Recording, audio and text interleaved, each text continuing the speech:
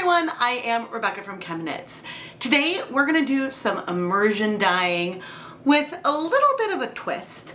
I plan to dye some yarn with just two colors, but my plan is to add only one color to the first side, and then I'm going to flip the yarn and add only the second color to the other side. And we'll see what kind of effects we get. Now, the end results are going to be very dependent on both the fiber content, how much water we have, and things like that. But I'm not sure if I've specifically done this in the past. I may have. I didn't look through my archives, but I'm excited to do it today. And so I want to give a huge shout out and thank you to today's lab partner, Shams. Shams, thank you so much for being my lab partner for today's episode of Dyepot Weekly. I really hope you're going to love the yarn. The yarn we're going to be dyeing today is Knit Picks Stroll Fingering Weight yarn. This yarn is 75% superwash merino wool, 25% nylon, and I pre-soaked it in plain tap water overnight with no acid in here. Now, our yarn is the first variable that can make a huge difference in our results. Superwash wool absorbs dye faster than non-superwash.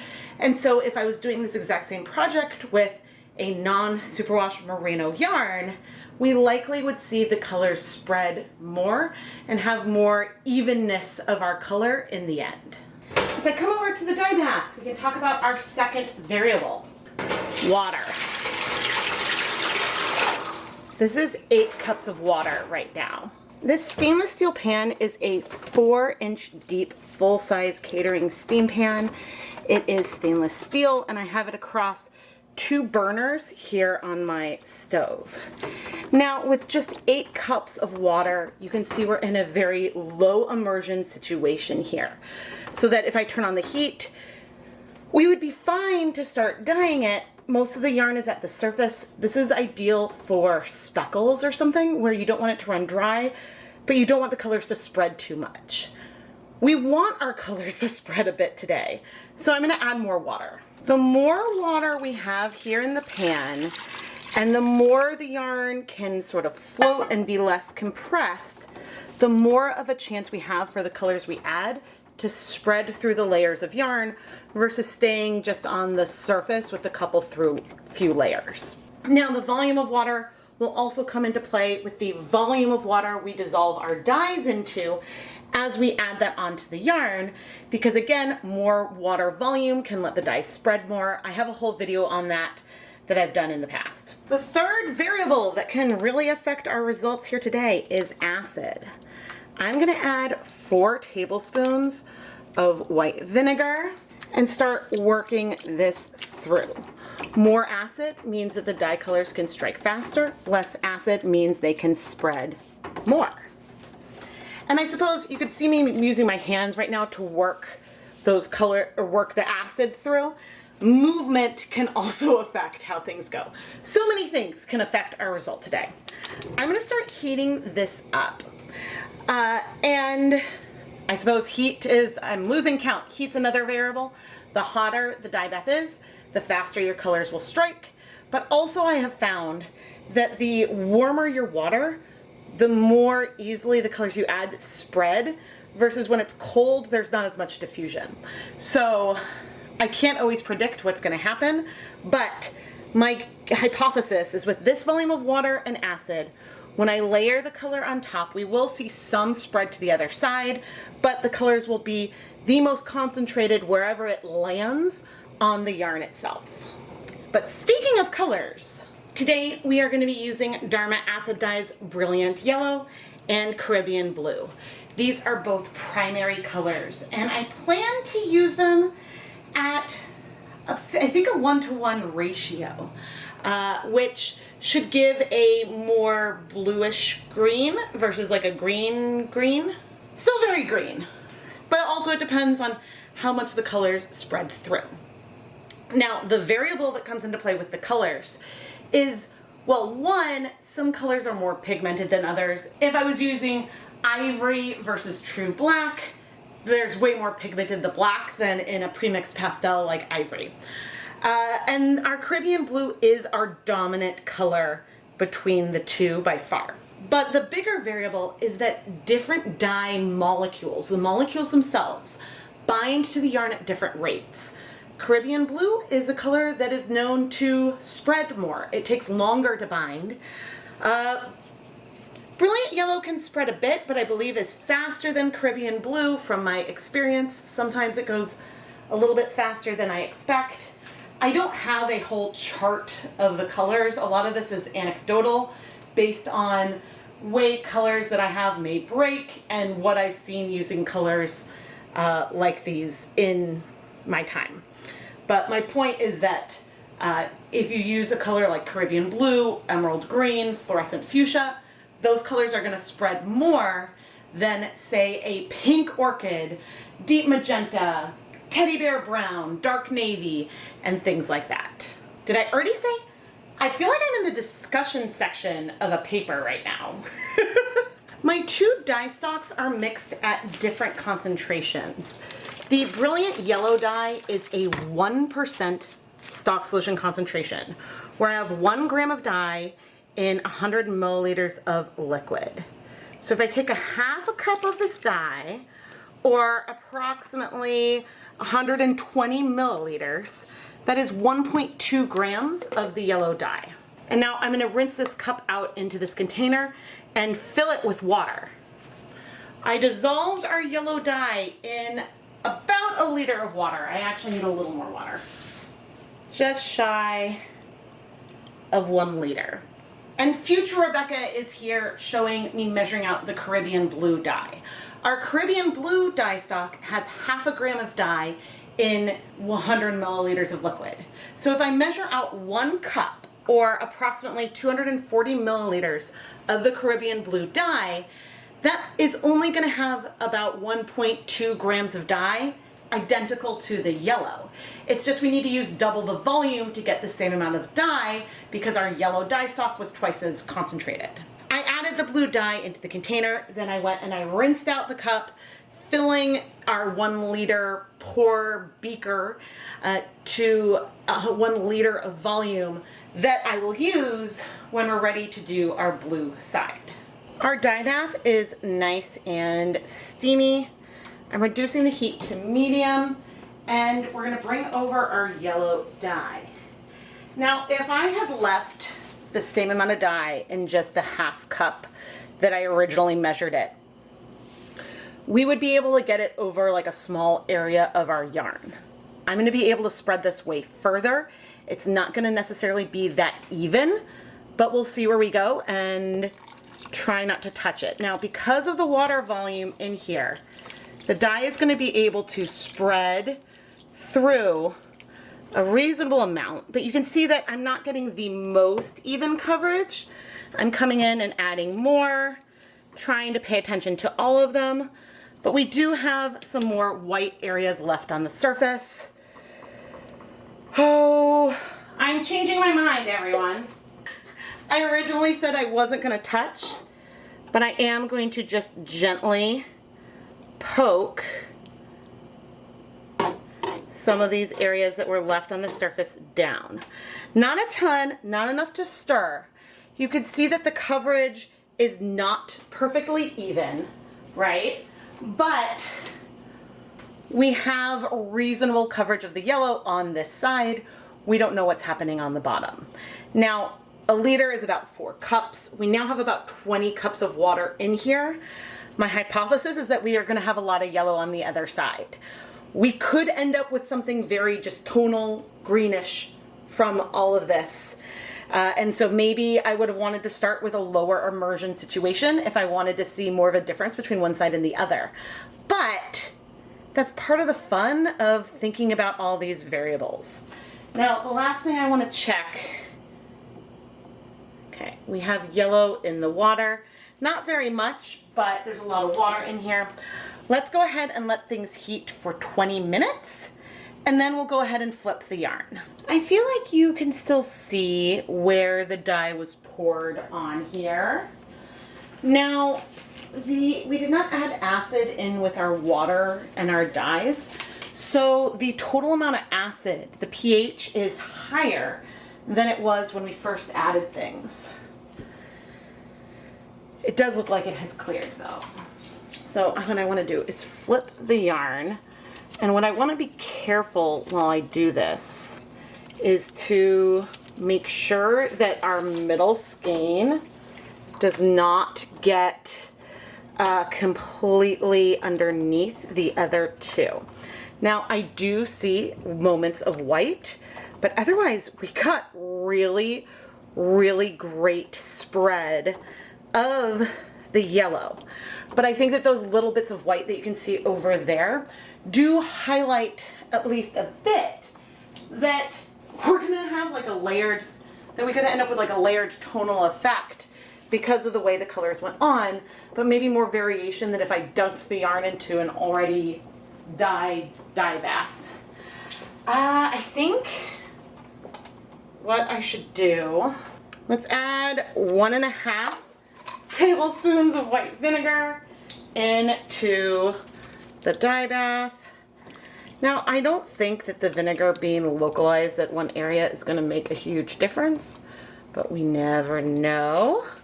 Okay, and now we can bring over our diluted blue dye. And again, I'm trying to treat all the skeins really, really evenly to the best of my ability.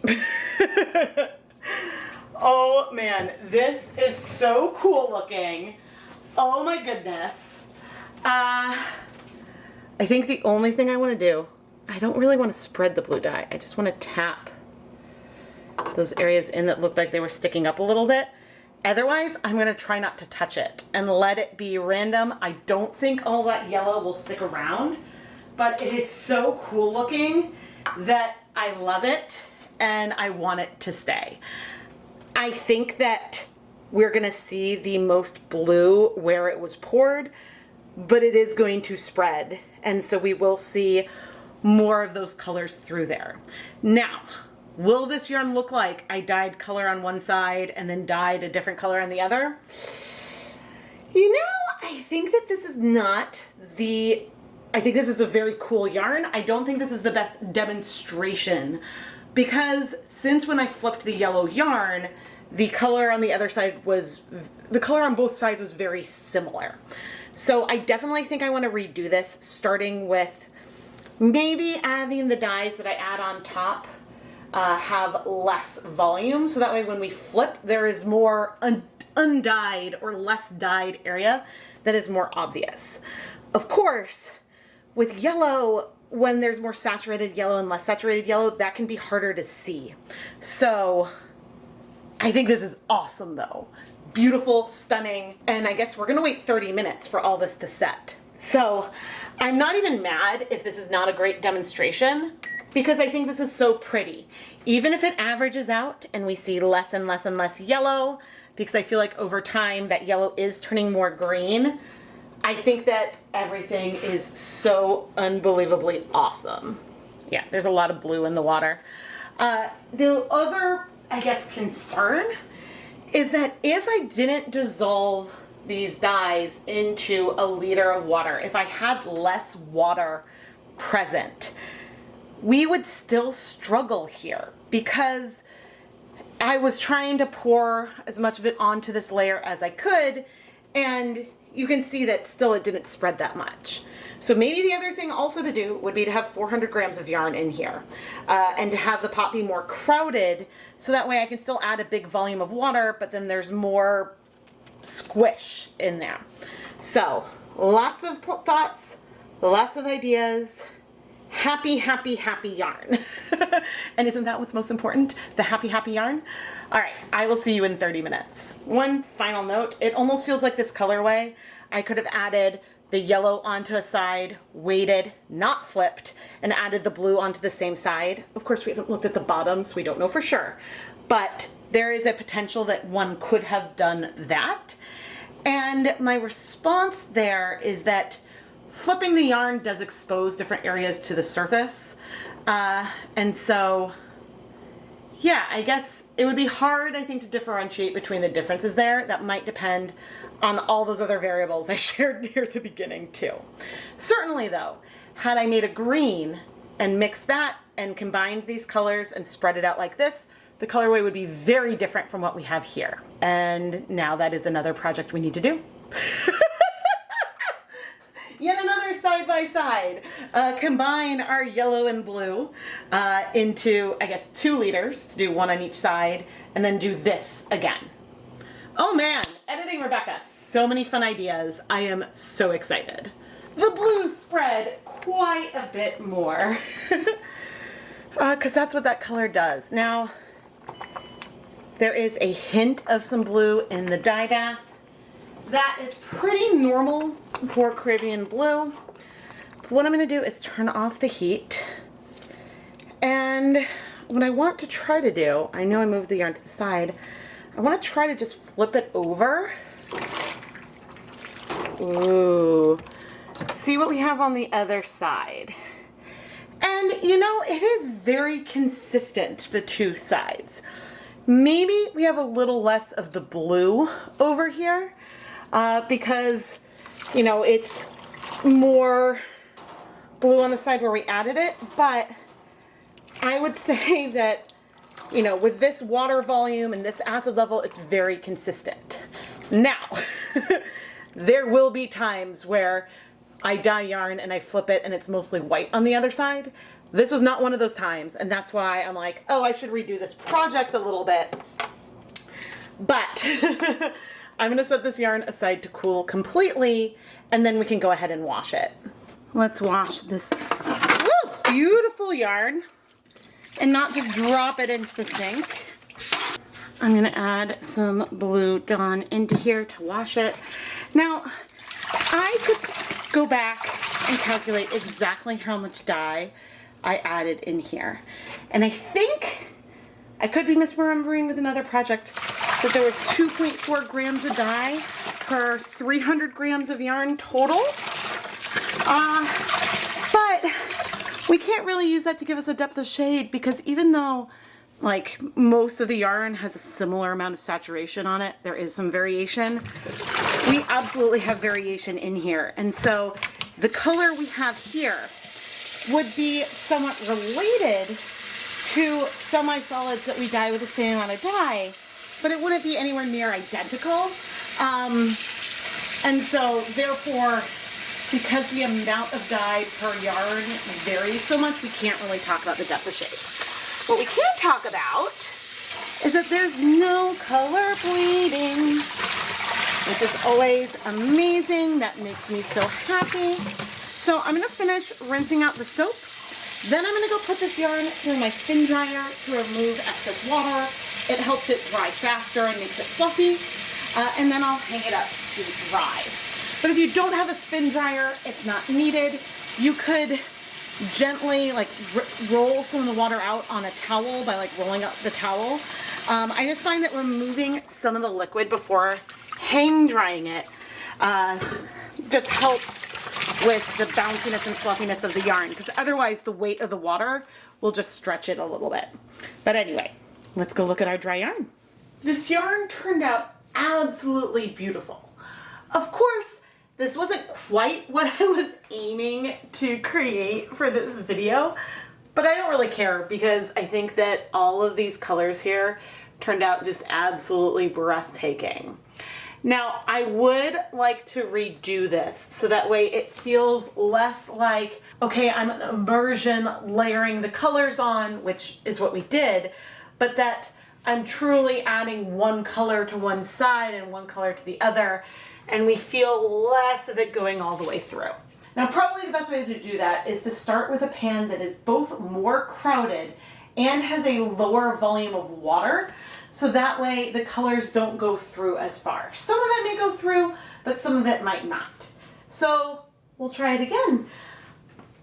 But again, this colorway is so fantastic that I love it, and I want to do more just like this as well, where I know the colors are going to spread and I sort of unevenly apply color to either the same side twice or to both sides.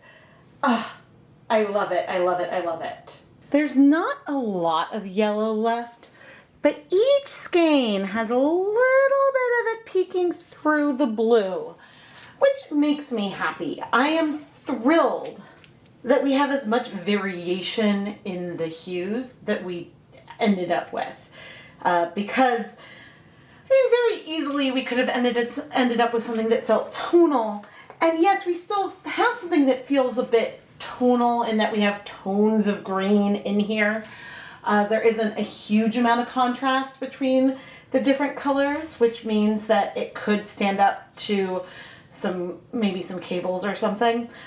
But because each color section is a little bit shorter, it has a different feel from if I just did my layered tonal technique or something like that.